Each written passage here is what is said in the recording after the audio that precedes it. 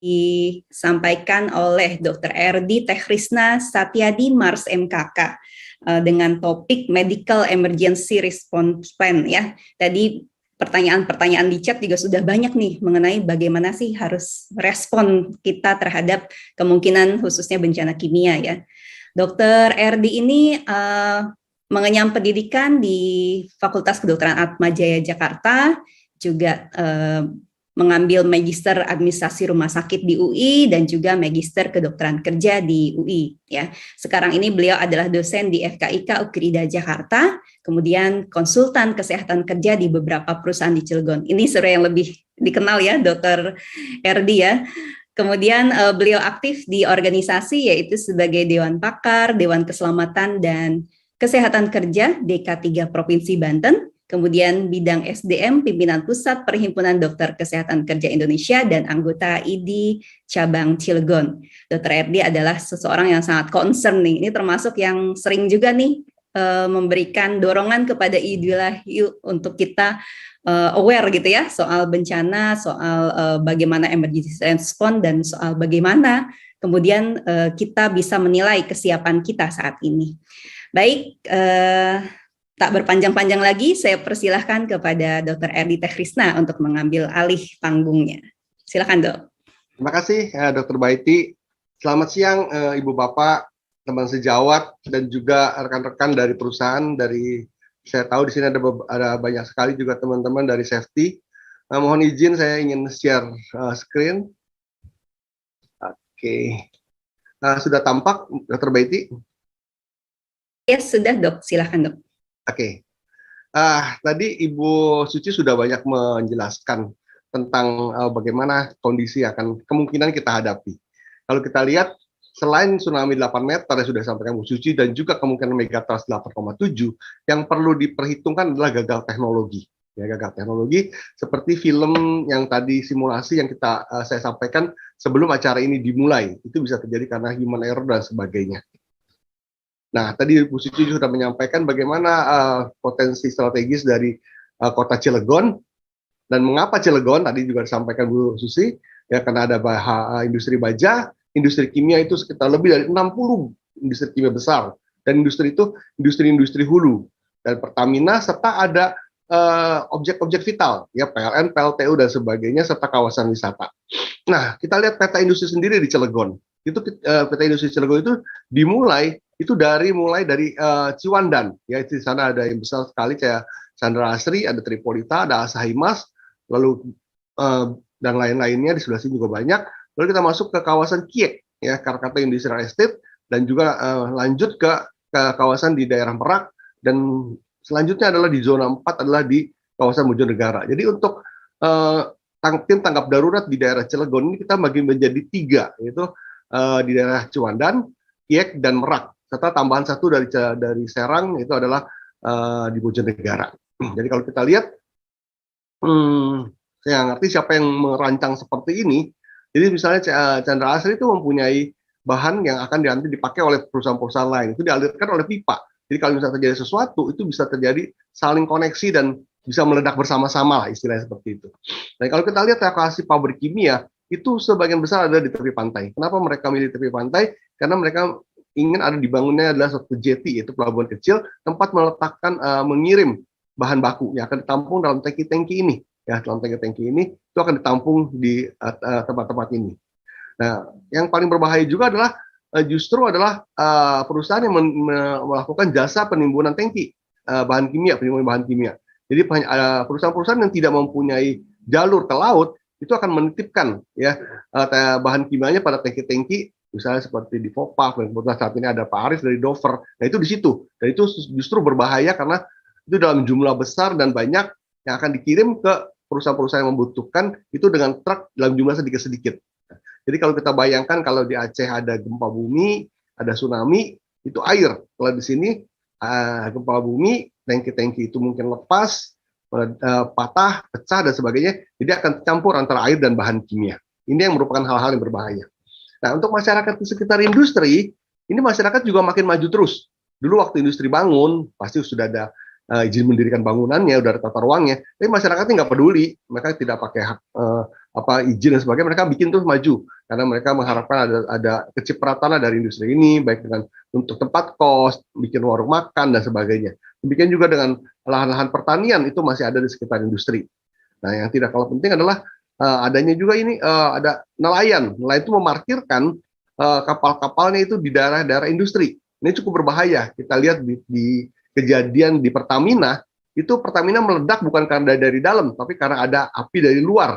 Nah, itu juga demikian yang bisa terjadi di perusahaan-perusahaan di daerah Cilegon.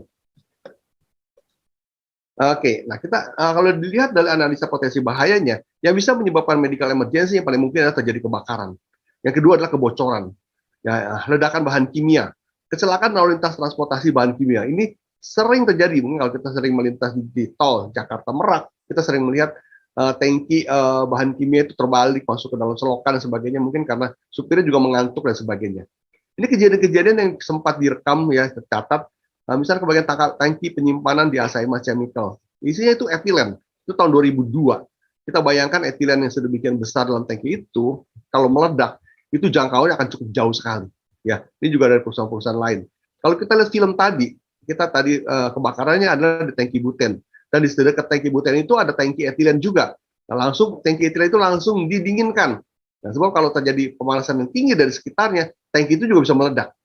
Nah, ini yang terjadi di Santa Fe. Santa Fe itu tadi adalah jasa tangki untuk penimbunan bahan kimia, ya, penyimpanan bahan kimia. Nah, ini kebakaran itu 3 hari 2 malam apinya nggak bisa kita tanggulangi. Jadi asap-asap yang ini bercampur dengan bahan kimia. Buat kita yang mengerti, kita menjauhi wilayah ini. Tapi masyarakat nih nggak ngerti, masyarakat akan datang untuk menonton sambil buka gelar tikar mungkin ya dan sebagainya. Nah, ini kita lihat kejadian-kejadian di jalan raya yang kita pernah menjumpai, bahkan cukup sering mungkin ya. Nah, ini kita lihat kalau terjadi seperti ini bukan hanya kecelakaan saja yang berbahaya, tapi juga membahayakan tanah dan lingkungan dari masyarakat sekitarnya. Nah, ini kejadian-kejadian tempat lain. Nah, bagaimana sistem emergency response team yang kita lakukan? Kita harus membagi menjadi 3. Sebelum kejadian, tadi Bu Susi sudah banyak menyampaikan tuh, ya. Bagaimana kita memetakan potensi bahaya berdasarkan analisis risiko. Kita bagaimana mempersiapkan SDM kita. Dalam persiapan ini nggak bisa, bukan pengetahuan ini skill yang harus kita latih. Jadi harus ada simulasi yang terus-menerus. Bagaimana prosedur itu harus dibuat. Sebab pada kejadian nanti semua akan panik. Ya, kita lihat Bu Susi aja sudah ahli aja masih panik, apalagi kita. Nah, kalau prosedur itu nggak ada, semua orang akan memerintah sesuai dengan kemauan mereka gitu ya. Nah, itu berbahaya. Jadi kita harus membuat prosedur yang tepat supaya nanti kalau ada apa-apa kita tahu siapa komandannya ya dan bagaimana fasilitas-fasilitas tersebut. Nah, kejadian sebelum kejadian sangat penting sekali juga untuk ke masyarakat. Sebab dengan kita melakukan preventif, itu korban akan semakin berkurang. Jadi bagaimana masyarakat itu harus dievakuasi, bagaimana caranya dan sebagainya ya. Nah, selama kejadian kita identifikasi eliminasi bahaya, aktivasi keadaan darurat, evakuasi P3K, rujukan korban yang ada. Nah, ini evakuasi P3K itu harus dilatih. Nah, kita kalau di Jepang tahu masa anak-anak sekolah itu sudah terlatih untuk gempa karena Jepang langganan gempa. Nah, apakah anak-anak sekolah ya atau karyawan pabrik sudah dilatih juga untuk melakukan tadi 3D tadi ya? Nah, sudah kan dilakukan itu. Dan bagaimana melakukan P3K ringan? Dan waktu evakuasi mereka harus tahu, mereka harus berlawanan dengan arah angin. Dan kita nggak bisa meminta mereka pakai masker ya, apalagi masker N95 percuma karena yang akan keluar adalah berupa gas vapor ya, itu akan tembus masuk. Jadi yang mereka bisa lakukan adalah dengan membasahi kain ya, nutup di hidung dan mulut, berlari ke arah yang berlawanan dengan arah angin. Setelah kejadian juga akan parah. Tadi kita lihat gambar-gambarnya ya, itu akan rehabilitasi korban dan lingkungan akan cukup berat. Kalau kita lihat Semeru, Gunung Merapi, setelah terjadinya bencana, itu tanah akan menjadi subur. Tapi kalau di kimia, tanah itu akan beracun termasuk sumber air dan sebagainya. Dan juga nanti akan dilakukan investigasi agar tidak terulang lagi dan kita bisa mempersiapkan lebih baik kalau terjadi lagi dan mengevaluasi kejadian yang terjadi. Nah, tadi ini juga salah satu dari Bu Susi juga nih, yang pernah saya lihat ya. Nah, saya kutip juga, ini harus kita bikin segera. Kita tidak bisa menunggu waktu, bikin aja salah sedikit-sedikit, nggak apa-apa, kita langsung perbaiki. Karena dengan adanya dari SOP ini, kita bisa langsung bergerak dan tahu apa yang harus kita lakukan. Siapa melakukan apa dan apa yang harus kita lakukan. Nah, untuk itu dalam Medical Emergency Response Plan itu kita harus melatih SDM baik di lingkungan medis, rumah sakit, puskesmas, perusahaan sampai ke masyarakat. Fasilitas juga harus kita siapkan, khususnya kalau dalam bahaya bencana kimia, ya kita memerlukan fasilitas khusus yaitu dekontaminasi. Jadi kalau misalnya kejadian di daerah Lebak, Pandeglang, itu hanya air, mungkin kita nggak perlu proses dekontaminasi, dan penolong lebih enak langsung datang jemput pasien. Tapi kalau nanti bisa terjadi bahaya industri, bencana industri di Cilegon, itu tim medis tidak bisa masuk langsung ke lokasi. Ya jangan sampai tim medis masuk malah mengorbankan dirinya sendiri. Jadi kita harus berkoordinasi, membentuk posko di luar di luar daerah bencana, dan nanti kita menunggu berkoordinasi dengan pihak-pihak lain, misalnya dari Nubika dan sebagainya. Dan peralatan yang kita perlukan serta ambulans. Nah, ini kita perlu. Dari sekarang kita mulai rencanakan. Kalau bisa terjadi rumah-rumah sakit ini, berapa ambulan yang bisa disiapkan untuk diluncurkan? Berapa SDM yang bisa diluncurkan? Sehingga misalnya kita nanti menunjuk Dr. Atep sebagai komandan, maka Dr. Atep sudah tahu pasukannya siapa saja, ada di mana saja, dan bagaimana mengerahkan pasukan-pasukan itu. Ya. Kita harus melakukan training program untuk first aider, baik di rumah sakit maupun di masyarakat, untuk para medis, dokter, dan termasuk juga dengan manajemen. Ya, manajemen juga harus dilatih, dan sampai nanti manajemen malah mengambil keputusan-keputusan sendiri yang tidak sesuai dengan SOP. Drill dan latihan simulasi itu harus rutin dilakukan. Prosedur harus segera dibuat. Dan jangan lupa kita harus menyiapkan antidotum. Antidotum ini adalah zat yang bisa menetralisir dari bahan kimia-kimia tertentu yang sangat berbahaya. Kalau antidotum ini nggak ada, ini akan bisa membahayakan jiwa. Nah ini juga kita nggak dapat di dalam kuliah kedokteran. Nanti kita harus tahu antidotum ini biasanya spesifik, dan saya sebagai dokter perusahaan biasanya sudah menyiapkan dan membagikan kepada klinik atau rumah sakit rujukan di dalam jumlah tertentu. Nah, dan bagaimana cara menggunakannya. Nah, sebetulnya Cilegon, saya sudah mengikuti bencana ini sejak Cilegon belum ada, masih kota administratif. Ya. Nah, itu dari Serang itu kita sudah membuat program, dan terakhir kita sudah mempunyai software, itu seperti Cameo, ya, yang berisi database, Smartplot, Aloha, dan sebagainya. Nah, dengan software itu kita bisa mengetahui kalau terjadi di titik ini, itu akan kemana itu gas akan berpindah. Kira-kira jangkauannya seluas apa, berapa lama. Nah, itu yang harus kita ketahui. Jadi kalau ada di pabrik, kita akan tahu nanti masyarakat di mana yang harus kita evakuasi. Kalau di pabrik, maka kalian harus evakuasi ke arah mana. Jadi kalau seperti ini, maka yang akan dievakuasi adalah yang masyarakat yang di depan sini. Yang samping-samping masih lebih aman. Jadi tidak perlu gedebak-gedebuk, panik, malah akhirnya korban banyak karena evakuasi yang salah, terinjak-injak, dan sebagainya. Nah, untuk itu tadi saya bilang, kita nggak bisa sendiri. Kita harus berkoordinasi dengan Batan, dengan Nubika, dengan BPBD, Pusat Krisis Kesehatan, dan sebagainya. Batan sebagai lembaga yang menaungi nuklir dan bahayanya. Sebab mau tidak mau di setiap pabrik kimia itu pasti ada kita memakai radioaktif.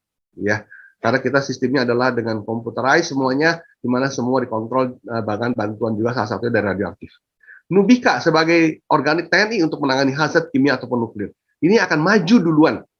Ya, mereka mempunyai peralatan yang lengkap, APD yang lengkap, mereka akan melihat sejauh mana bahayanya, apakah orang kesehatan bisa masuk. Nah, jadi kita jangan langsung masuk, kecuali kalau mau ke Lebak, ke Pandeglang silakan, tapi kalau ke Cilegon, kita harus menunggu instruksi dari Nubika dan tim. Dan kita beruntung, kita dengar di Brikmopnya Banten juga sudah punya tim seperti ini. Ya. Nah, BPBD sebagai lembaga perpanjangan tangan dari BNPB di daerah nanti akan menjadi komandan dari keseluruhannya, Panglima keseluruhannya. Dan pusat krisis kesehatan dari Departemen Kesehatan itu akan sebagai penanganan krisis kesehatannya. Nah, tadi kita sudah lihat bersama-sama film sebelum acara dimulai, bagaimana alarm berbunyi, apa yang terjadi, ya, siapa yang membunyikan, siapa yang bereaksi, apa yang dilakukan oleh karyawan di gedung tersebut dan di gedung lainnya. Ini yang harus kita perhatikan kalau dalam bahaya kimia. Kalau dalam bahaya kebakaran, kita tahu semua kita harus dievakuasi menuju tempat berkumpul, ya, assembly point namanya, ya. Nah, tapi kalau ada kimia, kita harus hati-hati. Jadi kalau ada sirine berbunyi, karyawan akan berkumpul di titik kumpul di setiap gedung, jadi tidak boleh keluar. Ya, nah itu akan dikoordinir oleh namanya building warden. Nah itu building warden akan menunggu memberikan instruksi apakah kita evakuasi atau tetap dalam gedung. Kenapa demikian? Karena kalau yang terjadi kebocoran gas, kalau kita keluar dari gedung, malah kita akan bahaya. Nah, tapi kalau kebakaran, ada ternyata tadi kan diinstruksikan kan, dievakuasi baru kita keluar. Jadi mungkin teman-teman kalau lihat, loh kok lama amat evakuasinya? Karena kita menunggu ini ada kebocoran gas atau tidak. Nah, karena tadi kita juga lihat di film tadi, ya. Nah ini ada Di ini ada emergency team, ya. Nah, itu yang dipimpin oleh superintendent. Nah, kita juga di medical akan mengadaptasi ini. Jadi kalau di lapangan nantinya, mungkin misalnya kalau dokter Atep yang ada di sini, dokter Atep akan sebagai leader di sini, emergency teamnya, leadernya. Nah, ini di bawah-bawah ini mungkin rumah sakit khusus dan sebagainya akan melapor ke sini dulu gitu. Nah, nanti petinggi-petinggi ini seperti dinas kesehatan dan sebagainya ini ada di sini untuk mensupport ke sini. Ya, nah itu yang di Jakarta segala macam akan mensupport ke sini. Ini yang kita lakukan di perusahaan yang kita bisa adopt di lingkungan kita sendiri dan di sektor kita sendiri di bidang kesehatan, dan ini harus jelas. Jangan sampai yang di atas mengintervensi di sini mengintervensi di sini, akhirnya yang di bawah sini menjadi bingung apa yang mesti dilakukan. Nah, evaluasi MAP itu perlu dilakukan secara rutin. Kita bisa membuat skenario, ya. Kita melatih first aider-nya, koordinasi dengan bagian terkait. Jadi kalau teman-teman di rumah sakit LSKM sering marah sama saya karena tiba-tiba ambulan dari pabrik datang nggak bilang-bilang, saya mengadakan simulasi. Nah, pasien itu juga pura-pura bajunya juga udah kotor segala macam. Nah, bagaimana kita mau lihat kesiapannya, apakah dekontaminasi dulu atau bagaimana, atau langsung di UGD. Dan pasien itu baru ngaku kalau mau diinfus baru, oh ini enggak, ini cuma latihan. Ya, jadi mohon maaf pada teman-teman di RSKM yang sering diganggu. Nah, dokumentasi itu perlu. Personilnya juga perlu disiapkan, equipment-nya juga tim working-nya. Nah, ini di pabrik ini ya, kita namanya bukan klinik, kita namanya unit pelayanan kesehatan kerja. Ya, karena tujuan tugas kita di perusahaan adalah sebagai untuk preventif dan promotif. Kuratif yang kita siapkan adalah untuk emergency response. Jadi untuk perusahaan saya ingatkan tugas kita bukan ngobatin batuk pilek, tapi kita bagaimana membuat program-program preventif dan promotif. Kuratifnya kita hanya menyiapkan untuk emergency response. Nah, ini kita ada ruang decontamination room. Jadi kalau ada di lapangan ada kejadian, mereka tuh nggak boleh langsung ke sini, mereka dekontaminasi di lapangan, lalu mereka masuk ke klinik. Sebelum masuk ke tempat first aid room, mereka akan dilakukan dekontaminasi ulang di sini. Setelah bersih, baru kita masukkan ke dalam first aid room. Nah, ini first aid room ya, unit pelayanan kesehatan kerja. Nah, ini alat-alat yang harus kita miliki. Ya, kalau nggak punya obat batuk pilek, nggak apa-apa. Tapi jangan sampai nggak punya alat-alat ini, termasuk ini oksigen yang kita bisa tank-tank ke lapangan untuk kita bisa memberikan bantuan segera.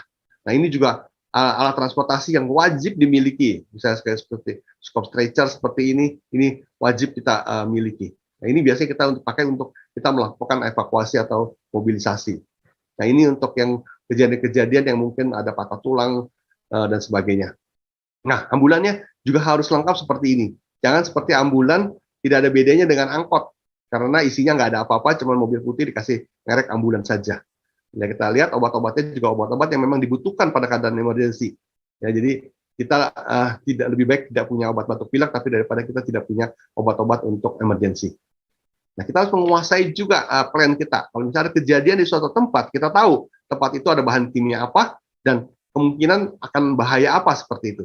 Nah, kalau kita ini di tingkat perusahaan, tapi kalau di tingkat kota itu juga harus punya seperti ini. Kalau kejadian misalnya di Chandra Asri itu produknya apa? Apa yang harus kita siapkan? Kalau kejadian misalnya di Kopak, apa yang harus kita siapkan di situ? Itu kita harus punya peta wilayah. Nah, untuk bahan kimia kita harus berpegangan pada MSDS, Material Safety Data Sheet. Tapi setiap bahan kimia itu mempunyai MSDS itu lumayan, ada sekitar 6 sampai 9 lembar bahkan lebih. Nah, kita sebagai medis kita fokus ke apa yang kita bidang medis kita. Sebab itu banyak dari segi safety, environment dan sebagainya. Nah, kita harus bikin suatu ringkasan supaya kita nggak usah buka-buka mencari terlalu banyak. Nah, misalnya untuk bahan kimia paraksilen, kita lihat first aid-nya apa yang harus kita lakukan. Lalu efek kesehatannya apa? Sehingga kita bisa mempersiapkan obat apa yang kita perlukan. Nah, ini yang kita siapkan pada waktu sebelum terjadi pandemi. Ya, ini kita lakukan pada waktu pandemi tentunya. Nah, kita juga harus paham sebagai tenaga kesehatan apa tanda-tanda yang ada di lapangan. Kalau kita lihat ini Nevacode, ya kesehatan kita perlu perhatikan yang biru, ya itu nilainya 0 sampai 4. Ya, kalau kita lihat ini, yang merah adalah untuk bahaya kebakaran, yang biru untuk kesehatan, yang berwarna kuning adalah untuk bahaya bereaksi dengan bahan lain, ini untuk tambahan. Jadi kalau 3 ini bahaya nih, hati-hati. Ya, sudah batasnya kan 4. Nah, ini juga dengan bahan-bahan lain kita harus perhatikan. Nah, ini safety shower. Ini kalau di perusahaan harus berada di sekitar setiap radius 100 meter tuh harus ada. Jadi kalau ada kejadian karyawan kena bahan kimia, kesiram dan sebagainya, mereka tidak lari ke unit pelayanan kesehatan kerja, tapi mereka larinya ke sini. Ya, maka langsung diguyur, mandi, jangan ragu-ragu untuk buka, telanjang, pakaian semua dibuka, jangan sampai ragu-ragu bahan kimia masih menempel di pakaiannya. Kalau kena mata, mereka bisa menggunakan yang ini. Nanti paramedik akan datang ke sini, bawa handuk, bawa sabun, dan sebagainya macam, dikeringkan. Kalau dia nggak yakin, maka akan diulang lagi, dilakukan dekontaminasi sebelum masuk ke first aid room. Nah, ini juga ada, nanti di rumah sakit seperti itu. Kalau ragu-ragu, rumah sakit sebelum masuk ke UGD itu harus dilakukan lagi dekontaminasi. Nah, ini yang wajib digunakan pada waktu menolong dengan bahaya kimia. Kalau kita nggak tahu bahan kimianya apa dan berbahaya nggak untuk pernapasan, ya kita menggunakan SCBA di sini. Nah, ini udara yang bisa membantu kita bernapas langsung, tidak menghirup udara lingkungan saat itu. Nah, ini emergency drill yang sering kita lakukan dan harus rutin dilakukan agar kita menjadi terampil. Ya, nah biasanya yang dilakukan adalah teman-teman dari safety dan kita dari medical nitip gitu. Pada kejadian ini ditip dong, ada pasien pingsan, ada pasien luka bakar, ada pasien patah tulang dan sebagainya, sehingga kita juga bisa melatih teman-teman di bidang first aid-nya. Nah, ini first aid juga kita harus bikin karena ada peraturan pemerintah yang mewajibkan setiap perusahaan mempunyai first aider yang harus dilakukan ujian ulang setiap 2 tahun, kecuali mereka bisa memenuhi persyaratan mengikuti latihan rutin di perusahaan. Nah, ini yang harus dimiliki di posko. Jadi pada waktu terjadi alarm berbunyi, itu manajer-manajer tidak kemana-mana, mereka langsung menuju posko. Disinilah mereka yang mengontrol, mensupport tim lapangan untuk melakukan penanganan di lapangan. Nah, pada waktu disaster, kita membagi daerah menjadi 3 zone. Yang pertama ada hot zone disaster. Nah, ini kita tidak boleh masuk ke sini, ini medis nih. Ini warm zone. Biasanya juga medis tidak di sini. Medis ada berada di cold zone. Ya. Nah, ini luasnya tergantung 30-50 meter atau mungkin bisa lebih. Dan harus berlawanan dengan arah angin, kita harus ingat itu. Ya, kalau di perusahaan kita bisa lihat dari kaos kaki angin, wind shock. Nah, itu arahnya kemana? Jadi kalau kita perusahaan, kita penting memerhatikan arah angin kemana nih. Jadi kita tahu kalau ada apa-apa kita harus mengevakuasi diri kita kemana. Nah, disaster ini biasanya yang masuk duluan adalah tadi dari tim Nubika, dari tim lingkungan dan sebagainya. Setelah mereka bilang aman, itu korban yang bawa mereka untuk evakuasi ke warm zone. Di warm zone ini dilakukan dekontaminasi, setelah bersih baru masuk ke cold zone. Dan setelah cold zone kita melakukan triase, stabilisasi, baru kita kirim ke rumah sakit yang sudah kita tentukan. Jadi seperti ini kira-kira grafiknya, ya. Jadi setelah lakukan search, rescue, dekontaminasi, masuk ke triase, ya kita mulai bergerak di triase sini. Ya. Nah, tapi kalau di rumah sakit, karena di timnya nggak ada, kita juga sudah mesti masuk di dekontaminasi. Kita kirim evakuasi. Jangan lupa sebelum keluar dari daerah hijau ini, mobil-mobil ini pun perlu dilakukan dekontaminasi. Jadi disemprot, jangan sampai mobil ini datang ke Tangerang, ke Serang, kemana, membawa juga bahan kimia. Nah, nanti baru dilakukan tindakan triase definitif dan perawatan yang definitif di rumah sakit. Nah, ini dekon di lapangan, bisa kita lakukan seperti ini. Ya. Nah, ini juga ada yang khusus, yang biasanya dibawa oleh tim Nubika biasanya. Jadi mereka yang bisa jalan, mereka langsung jalan ke sini. Yang perlu perlu pakai stretcher, mereka masuk ke sebelah sini. Nanti ketemu di sini akan diganti bajunya semua karena ditelanjangin semuanya, ganti baju yang bersih, baru masuk ke cold zone yang ditangani oleh kita sebagai tim medis. Nah, ini bisa dilakukan di IGD ya, kita bikin. Kalau perlu harus ada ya, khususnya untuk rumah sakit yang berada di lingkungan industri. Mungkin tidak semua rumah sakit punya ini, nanti kita bisa bagi rumah sakit yang mana yang kita kirim untuk bencana industri dan mana untuk menangani pasien biasa. Kita ingat kalau terjadi gempa bumi bukan hanya Cilegon yang perlu ditolong, tapi teman-teman dari Pandeglang, Lebak juga harus kita tangani. Nah, ini kira-kira bagaimana cara prosedurnya ya, kita lakukan dekontaminasi. Kita lihat ini Hatmat tim 1 yang menangani langsung ya, setelah itu dimandiin beres, dia masuk ke warm zone. Ya, dari warm zone, nah, nanti kita harus menyiapkan ada juga APD-nya. Kita tahu ada level A, B, C, dan level D. Ini biasa ya. Nah, level A itu yang dipakai dengan menggunakan breathing apparatus ya, atau respirator, sehingga dia tidak menghirup udara luar. Nah, ini ya, penting adalah untuk yang immediately dangerous to life and health. Ya. Ini bahaya kalau di bawah 30 menit. Jadi ini harus dipakai yang level A. Jadi mungkin nggak semua, kita harus menyiapkan level A yang harganya lumayan mahal. Ya. Nah, ini level B, ini masih full respirasi. Ya, kita pakai juga tetap. Nah, ini biasanya untuk waktu proses dekontaminasi, mereka memakai ini. Nah, ini setelah keluar level C. Level C ini pada waktu yang dekontaminasi yang kedua biasanya. Nah, kita yang di lapangan, kalau yang evakuasi mungkin kita perlu level C untuk melakukan penjemputan pasien dan sebagainya. Ya. Nah, ini alur rujukannya seperti itu. Bila ada kejadian, kita lakukan dekontaminasi. Nah, kita di sini siap, driver ambulan, dokter, perawat, dan APD level A, B, dan C ini harus siap. Ya, kita evakuasi. Dan jangan lupa mobilnya juga kita dekontaminasi, baru kita masuk ke mengirim ke rumah sakit untuk melakukan pelayanan gawat darurat atau pelayanan intensif. Nah, saya ulang kembali, dekon, setelah itu masuk ke cold zone, medical triase, ya kita bagi hitam, hijau, merah, kuning, setelah itu baru kita evakuasi dengan ambulan ke tempat-tempat yang sudah kita tentukan. Nah, mungkin kita perlu bagi di sini, nanti Bapak Ibu-Ibu dari rumah sakit, kita harus bagi, mana yang menangani pasien-pasien dengan bahan kimia, mana yang korban-korban yang menangani tanpa bahan kimia dan sebagainya, sehingga fokus kita bisa membantu semua. Dan kita beruntung sekarang ini sudah ada tol ya dari Pandeglang dan Rangkas, sehingga tidak perlu melewati daerah Cilegon yang mungkin kalau ada bencana kimia itu akan berdampak sangat besar. Jadi kesiapan rumah sakit harus disiapkan dari fase pra bencana pada fase bencana.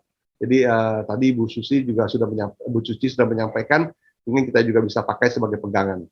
Nah, strategi pencegahannya adalah bagaimana kita bisa menentukan rumah sakit rujukan yang mana yang kita pakai untuk kimia dan sebagainya, dan mana yang untuk pasien-pasien biasa. Mungkin nggak ada rumah sakit yang mau ya kalau kimia. Oh enggak lah, saya semua nggak mau. Tapi kita harus berbesar hati tadi sesuai dengan etik. Mana yang punya kemampuan, kita harus melakukan itu. Buat alur rujukan, siapkan sarana prasarananya, alkes, koordinasi dengan Batan, Lubika, BPBD dan sebagainya. Sebab air yang ditampung dari hasil dekon itu nggak boleh dibuang ke pembuangan umum. Jadi harus di-treat secara khusus nantinya. Nah, tentukan rumah sakit rujukan yang terdekat dengan industri, rumah sakit terdekat yang rujukannya lebih tinggi, dan aksesnya harus mudah. Jadi kalau dalam bayangan saya, kalau nanti terjadi sesuatu, kita harus menentukan rumah sakit mana yang harus kita jadikan posko. Apakah kita akan poskonya ada di Kramat Watu, ya, misalnya di Rumah Sakit Kurnia, atau kita bisa lebih maju lagi, ke depan lagi. Nah, itu yang harus nanti ditentukan berdasarkan penilaian dari lapangan yang dilakukan oleh Lubika. Saya akan putar film sedikit, mohon izin. Gempa bumi berkekuatan 8,7 skala Richter dengan epicenter gempa terletak pada Selat Sunda pada 7,53 derajat lintang selatan sampai dengan 104,4 derajat bujur timur dengan kedalaman pusat 10 km di bawah permukaan laut. Gempa dirasakan lebih lemah pada Provinsi Jawa Barat, Pangandaran, Pelabuhan Ratu, dan sepanjang pantai Selat Jawa Barat. 5 menit setelah kejadian gempa bumi tersebut, BMKB mengeluarkan informasi peringatan dini tsunami yang akan melanda di bagian besar sekitar pesisir barat sampai dengan selatan Provinsi Banten dan Kota Cilegon. Diperkirakan tsunami akan menerjang dalam waktu 1 sampai dengan 5. Evakuasi penduduk yang berada di wilayah pesisir di tempat yang lebih tinggi mengikuti jalur evakuasi yang telah disiapkan menuju shelter pengungsian.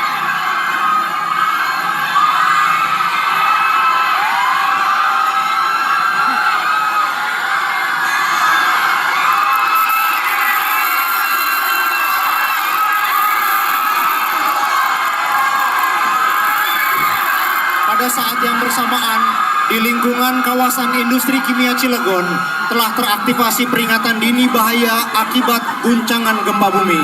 Perusahaan kimia yang berada di kota Cilegon melakukan evakuasi seluruh pekerja industri dan melakukan penonaktifan kegiatan produksi. Tsunami menerjang sebagian besar industri kimia yang berhadapan dengan Selat Sunda. Seluruh wilayah kota Cilegon, yaitu Kecamatan Ciwandan, Citangkil, Grogol, Pulau Merak, Cibeber, Jombang, Cilegon, dan Purwakarta, dan pesisir pantai Kabupaten Serang terkena hantaman tsunami. Instalasi listrik, telepon, air rusak berat, jalan utama juga rusak berat, sehingga kota Cilegon lumpuh total.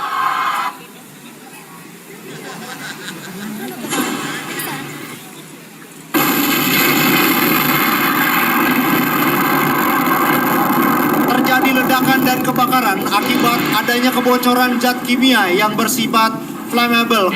Kebocoran bahan kimia disebabkan karena tsunami menghantam tangki-tangki penyimpanan gas kimia serta terjadi kecelakaan transportasi pengangkut bahan kimia berbahaya. Akibatnya terjadilah cemaran kimia di tanah maupun lautan. Wali kota segera melaksanakan kaji cepat setelah situasi aman dan terkendali. Dari hasil kaji cepat diperkirakan korban meninggal 1.200-an orang, luka-luka 14 ribuan orang, pengungsi 13 ribuan orang, dan masih banyak korban yang terjebak di reruntuhan sekitar 12 ribuan. Hampir seluruh fasilitas umum termasuk jembatan, pelabuhan, fasyankes, instalasi listrik, seluruh komunikasi rusak berat.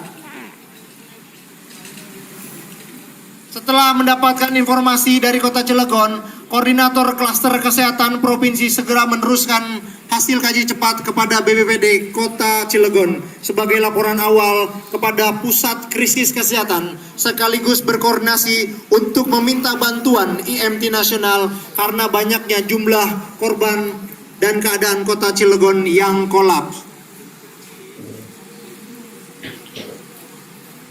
Setelah meminta pertolongan, tim Nubika mendekati lokasi melalui atap angin.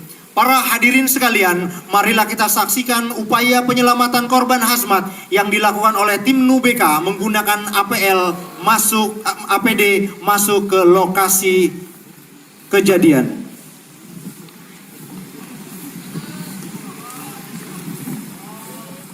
Tim Nubika melakukan asesmen dan melakukan staging area melalui sumber bahaya yang merupakan hot zone, kemudian perimeter keamanan yang merupakan daerah warm zone yang menjadi daerah aman yaitu cold zone.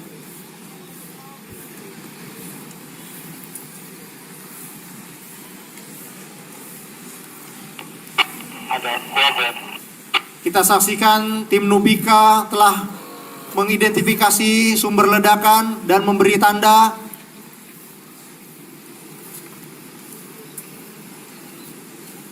Setelah tim Nubika menetapkan 3 zona, tim Nubika mengatur jalur keluar korban dengan memperhatikan arah angin dan jarak aman antar perimeter agar tidak membahayakan korban. Berdasarkan staging area yang sudah ditetapkan oleh tim Nubika, tim IMT melakukan setup IMT 1 fix dan IMT 1 mobile di area cold zone.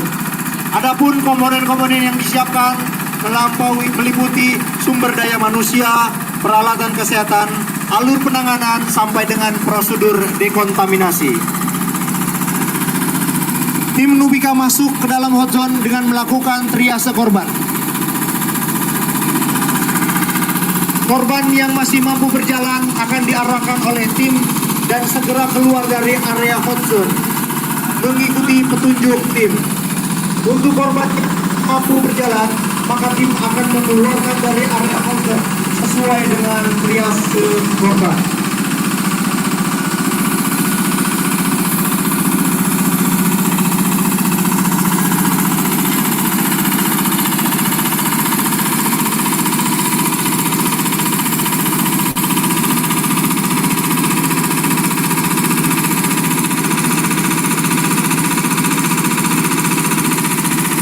Hadirin sekalian, kita saksikan korban diserahkan dari hot zone menuju warm zone dari tim Nubika yang akan melaksanakan proses dekontaminasi seluruh korban-korban yang mengalami kontaminasi zat kimia.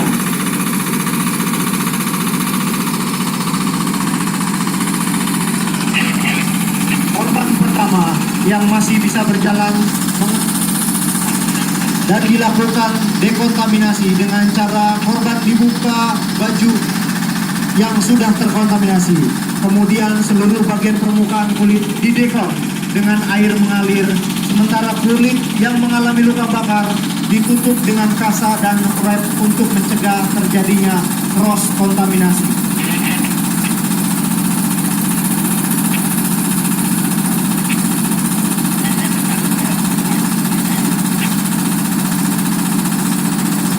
Anda lihat korban kedua dekontaminasi dengan bantuan tim karena mengalami kelemahan, sesak napas. Korban seluruhnya dibuka bajunya yang mengandung kontaminasi kimia, kemudian didekontaminasi sampai dengan zat-zat kimia dekontaminasi bersih.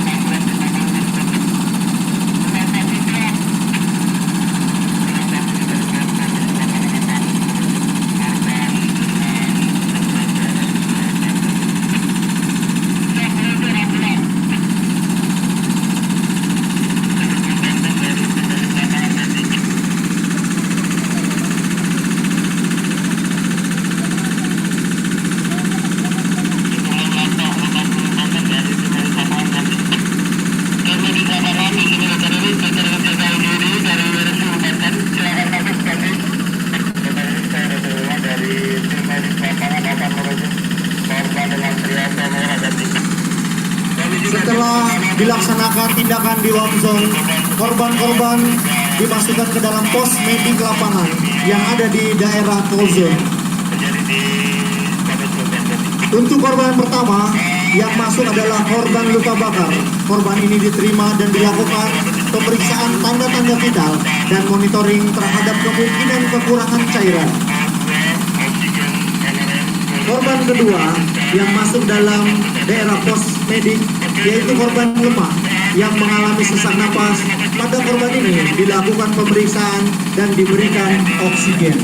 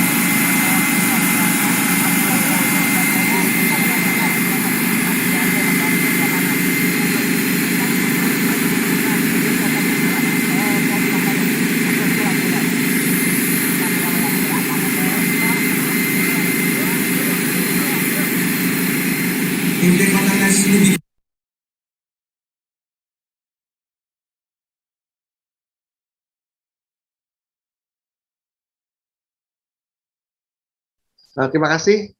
Saya kembalikan kepada moderator, Dr. Baiti. Ya, baik. Terima kasih. Ya, baik. Terima kasih, Dr. Erdi. Tadi menarik sekali ya videonya, makin membuat kita memiliki gambaran yang lebih jelas ya mengenai peran-peran para pihak ya. Kalau belum pakai simulasi, mungkin kita belum kebayang kan seperti harus melakukan apa, seperti apa situasinya. Dan dari sini kita bisa belajar bahwa ya kita harus mengenali juga ya dok peran-peran serta dari bidang lain sehingga nanti kita tidak tidak terlalu terburu-buru misalnya ya dalam ini cepet-cepet nih.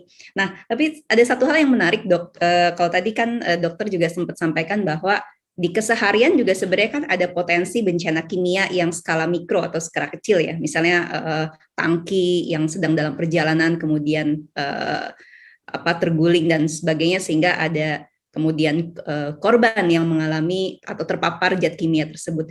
Artinya dok, kalau kita lihat seperti itu, berarti setiap rumah sakit itu sebenarnya harus memasukkan potensi bencana kimia ya dok ya di dalam hospital disaster plan-nya.